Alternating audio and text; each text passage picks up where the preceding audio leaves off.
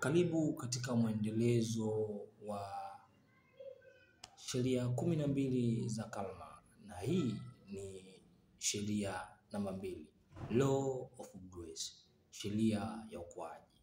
Ukuaji binafsi ni muhimu sana kwa maendeleo ya kiroho. Sheria hii inasisitiza kwamba ili tuweze kubadilisha maisha yetu, ni lazima kwanza tubadilike sisi wenyewe kuanzia ndani.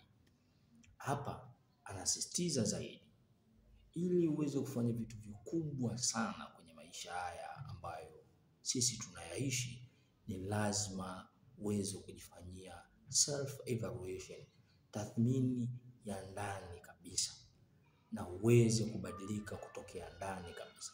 Na hapa tunasisitiza kwamba tuwe na tabia ya mwendelezo, tuwe na tabia ambayo itakuwa ni endelevu, ambapo mtu atakuwa anafanya taratibu taratibu.